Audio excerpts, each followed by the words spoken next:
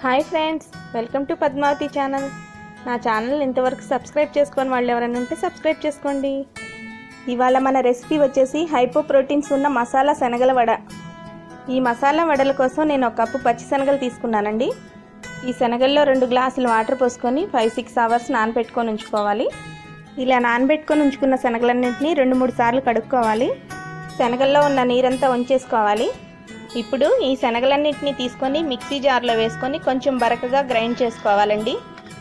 ఇక్కడ పొట్టున్న శనగలను తీసుకున్నాను నేను. ఈ పొట్టు ఉండటం వల్ల హెల్త్కి ఎంతో మంచిదండి. మన బాడీకి కావాల్సిన ఫైబరు, ప్రోటీన్స్ బాగా అందుతాయి. శనగలన్నింటినీ ఇలా గ్రైండ్ చేసేసుకున్నానండి. ఇప్పుడు ఆ పిండిలో ఒక తరిగిన పెద్ద ఉల్లిపాయ ఒకటి, 3-4 పచ్చిమిర్చి అండి ఇలా సన్నగా తరుక్కోవాలి. తర్వాత కొంచెం కొత్తిమీర యాడ్ చేసుకోవాలి.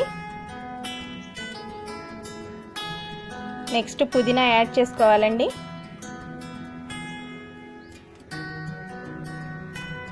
One and half spoon salt వేసుకోవాలండి.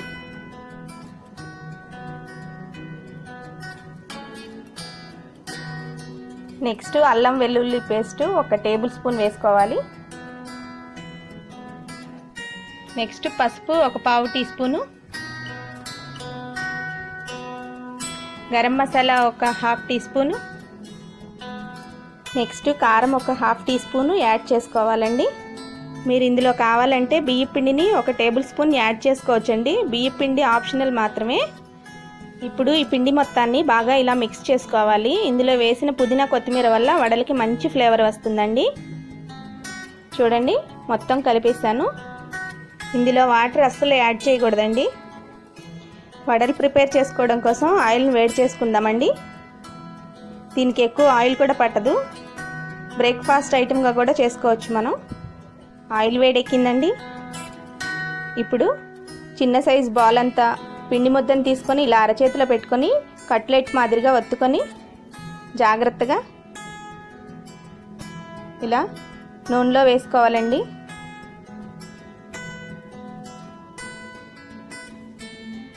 ఇలా మొత్తం అన్నీ వేసుకొని వేపుకోవాలండి.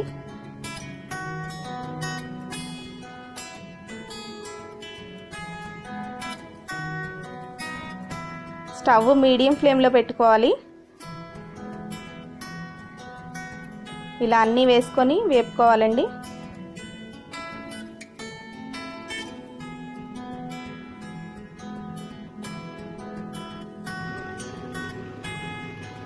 నిదానంగా తర్వాత ఒక్కొక్క దాన్ని తిరగవేసుకొని రెండో వైపు కాల్చుకోవాలండి.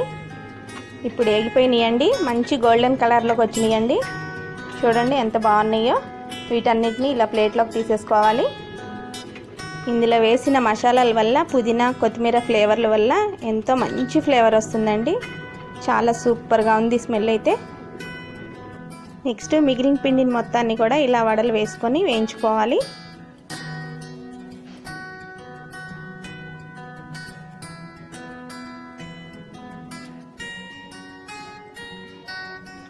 వీటిని కూడా మొత్తం తీసేసుకోవాలండి. ఇప్పుడు మీరు కూడా ఇలా చేసి మీ ఫ్యామిలీ మెంబర్స్కి పెట్టారంటే మళ్ళీ మళ్ళీ చేయమని అడుగుతారండి. సాంబార్లో కానీ చట్నీస్లో కానీ ఇవి నంచుకొని తింటుంటే చాలా బాగుంటాయండి. ఇక మొత్తం ఇలా తీసేసుకొని స్టవ్ ఆఫ్ చేసేసుకుందామండి. ఎన్నో పోషక విలువలు ఉన్న మన మసాలా శనగల వడలు తయారైపోయినాయండి. చాలా క్రిస్పీగా అండ్ టేస్టీగా కూడా ఉంటాయండి. చూడండి, తడి లేకుండా లోపల కూడా ఎంత బాగా ఫ్రై అయిపోయాయో. చాలా బాగుంటాయి ఫ్రెండ్స్. మీరు కూడా ఒకసారి ట్రై చేయండి. ట్రై చేసి నా వీడియోకి ఒక లైక్ ఇచ్చేయండి. ఓకే ఫ్రెండ్స్, నా వీడియో కనుక నచ్చినట్లయితే లైక్ చేయండి, షేర్ చేయండి, సబ్స్క్రైబ్ చేసుకోండి. మీ ఫ్రెండ్స్కి ఫార్వర్డ్ చేయండి ప్లీజ్.